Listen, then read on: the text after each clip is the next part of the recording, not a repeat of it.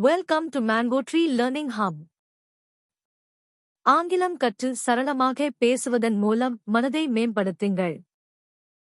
Learning English through Tamil. தினமும் 20 ஆங்கில வார்த்தைகளை கற்றுக்கொள்வதன் மூலம் உங்களுடைய vocabulary திறனை வளர்த்துக் கொள்ளுங்கள். Day 12. Regular verbs, வினைச்சொற்கள்.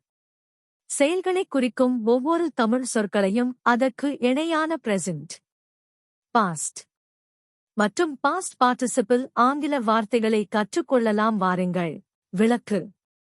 Explain, explained, explained. For example, நான் பாடத்தை விளக்குகிறேன். I explain the lesson. வெளிப்படுத்து. Express, expressed, expressed. For example, அவர் மகிழ்ச்சியை வெளிப்படுத்தினார். He expressed the happiness. தோல்வியுறு. Fail, failed, failed. For example, அவன் தேர்வில் தோல்வியடைந்தான். He failed the exam.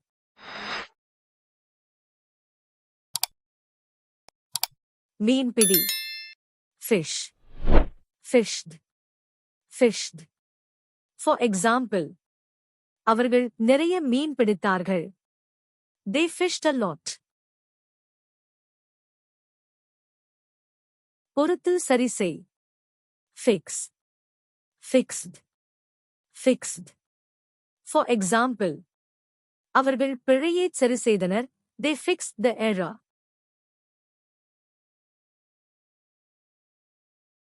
Irregular verbs, வினைச்சொற்கள். சுருக்கு. Shrink, shrank, shrunk. For example, அவன் காகிதத்தைச் சுருக்கினான். He shrank the paper. பொரு சகி. Bear, bow, bone. For example, நான் வலியைத் தாங்குகிறேன். I bear the pain.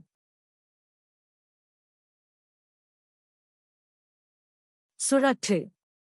Spin, span, spun, spun. For example, அவர் நூலை சுழற்றினார். He spun the thread. செலவாகு. Cost, cost, cost.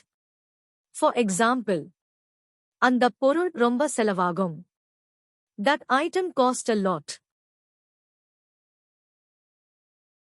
செலவு செய். Spend, spent, spent. For example, அவன் அந்த காரை வாங்க நிறைய பணம் செலவழிக்கிறான். He spends lot of money to buy that car. நாம் தினமும் பயன்படுத்தும் adverb வார்த்தைகளை ஆங்கிலத்தில் கற்றுக்கொள்ளலாம். எப்போதும்.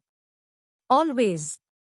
For example, ராமன் எப்போதும் சாப்பிடுகிறான்.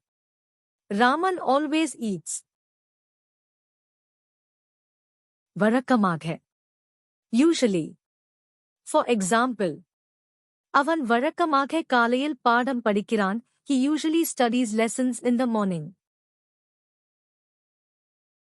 அடிக்கடி. Often. For example, அவன் அடிக்கடி நூலகத்திற்குச் செல்கிறான். He often goes to the library. அரிதாக. Rarely.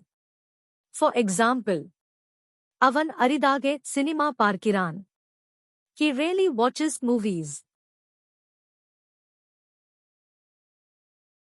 ஒருபோதும் இல்லை. Never.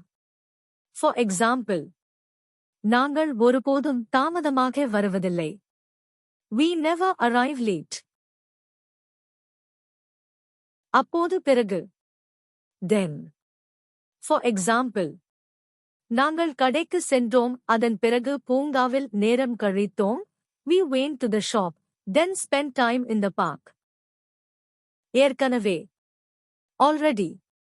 For example, நாங்கள் ஏற்கனவே உணவு ஆர்டர் செய்துவிட்டோம். We have already ordered the food.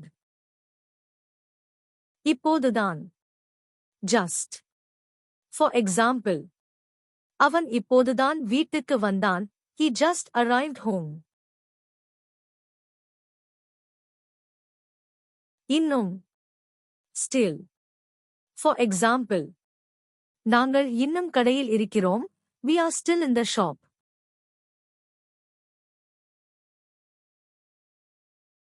இதுவரையிலும்.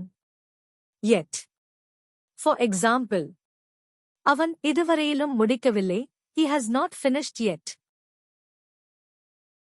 இன்று 20 தமிழுக்கு இணையான ஆங்கில வார்த்தைகளை கற்றுக்கொண்டீர்கள்.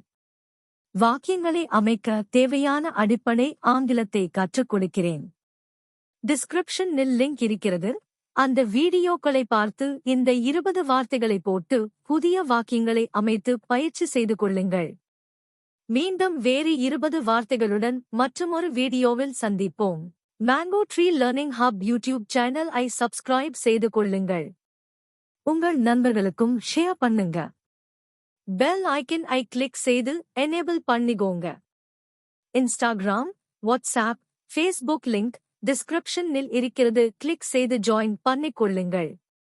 வீடியோ பிடித்து இருந்தால் லைக் செய்து உங்க கமெண்ட்ஸ்களை பதிவிடுங்க. நன்றி, வணக்கம்.